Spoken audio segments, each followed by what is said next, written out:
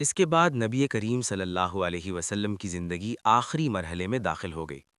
اسلام پورے عرب میں پھیل چکا تھا اور لوگ جوگ در جوگ دین حق میں داخل ہو رہے تھے۔ اس زمانے میں نبی کریم صلی اللہ علیہ وسلم نے یہ ارادہ فرمایا کہ حج ادا کریں تاکہ لوگوں کو عملی طور پر عبادات کا طریقہ سکھا سکیں اور انہیں آخری نصیحتیں فرما سکیں۔ یہ وہ حج تھا جو بعد میں حجۃ الوداع کے نام سے معروف ہوا۔ نبی کریم صلی اللہ علیہ وسلم مدینہ سے مکہ کی طرف روانہ ہوئے۔ راستے میں اور مکہ پہنچ کر ہزاروں مسلمان جمع ہو گئے۔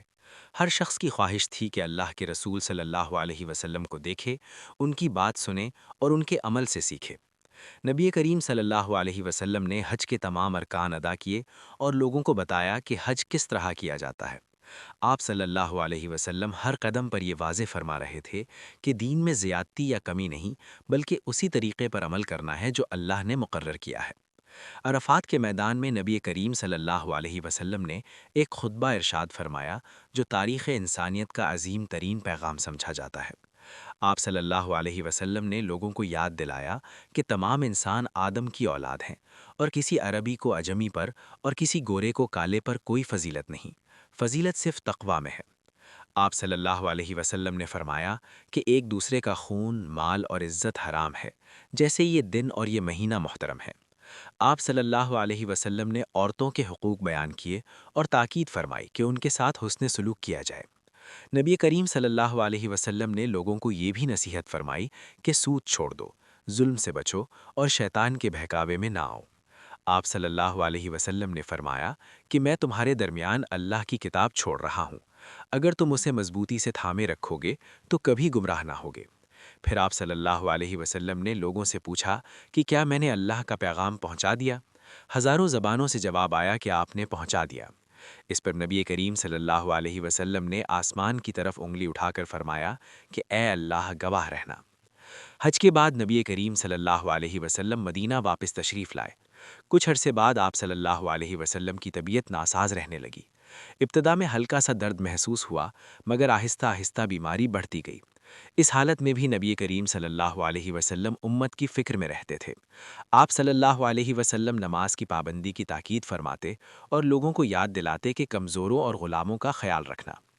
جب بیماری زیادہ بڑھ گئی تو نبی کریم صلی اللہ علیہ وسلم نے حضرت ابو بکر رضی اللہ عنہم کو نماز کی امامت کا حکم دیا۔ یہ اس بات کی علامت تھی کہ امت کی رہنمائی کے لیے آپ صلی اللہ علیہ وسلم کس پر اعتماد فرماتے ہیں۔ نبی کریم صلی اللہ علیہ وسلم اکثر دعا کرتے کہ اے اللہ میری امت کو معاف فرما اور ان پر رحم فرما۔ آپ صلی اللہ علیہ وسلم کی زبان پر آخری دنوں میں بھی اللہ کا ذکر جاری رہتا تھا۔ ایک دن نبی کریم صلی اللہ علیہ وسلم نے لوگوں کو جمع کیا اور فرمایا کہ جس کا میں نے حق مارا ہو وہ آج بدلہ لے لے، جس کا میں نے مال لیا ہو وہ واپس لے لے۔ لوگ رو پڑے اور عرض کیا کہ یا رسول اللہ صلی اللہ علیہ وسلم، آپ نے کبھی کسی پر ظلم نہیں کیا۔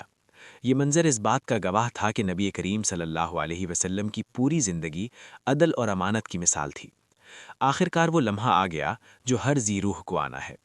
نبی کریم صلی اللہ علیہ وسلم حضرت عائشہ رضی اللہ عنہا کے حجرے میں تھے۔ آپ صلی اللہ علیہ وسلم نے آخری لمحات میں فرمایا کہ مجھے اپنے رب اعلیٰ کا ساتھ نصیب فرما۔ پھر آپ کی روح مبارک اپنے رب سے جا ملی۔ مدینہ پر سکوت طاری ہو گیا۔ صحابہ کرام رضی اللہ عنہم پر غم کا پہاڑ ٹوٹ پڑا۔ کسی کو یقین نہیں آ رہا تھا کہ اللہ کے رسول صلی اللہ علیہ وسلم اس دنیا سے رخصت ہو گئے ہیں۔ حضرت ابو بکر رضی اللہ عنہ نے لوگوں کو جمع کر کے فرمایا کہ جو محمد صلی اللہ علیہ وسلم کی عبادت کرتا تھا وہ جان لے کہ محمد صلی اللہ علیہ وسلم وفات پا چکے ہیں، اور جو اللہ کی عبادت کرتا ہے وہ جان لے کہ اللہ زندہ ہے اور کبھی نہیں مرے گا۔ ان الفاظ نے لوگوں کے دلوں کو سنبھالا اور انہیں حقیقت کی طرف متوجہ کیا۔ نبی کریم صلی اللہ علیہ وسلم کی ظاہری زندگی ختم ہو گئی، مگر آپ صلی اللہ علیہ وسلم کا پیغام زندہ رہا۔ آپ صلی اللہ علیہ وسلم کی سیرت، اخلاق اور تعلیمات آج بھی انسانیت کے لیے روشنی کا مینار ہیں۔ جو شخص سچائی، صبر، رحم اور انصاف کا راستہ اختیار کرنا چاہتا ہے، اس کے لیے نبی کریم صلی اللہ علیہ وسلم کی زندگی ایک مکمل نمونہ ہے۔ آپ صلی اللہ علیہ وسلم دنیا سے رخصت ہو گئے، مگر دلوں میں ہمیشہ کے لیے بس گئے۔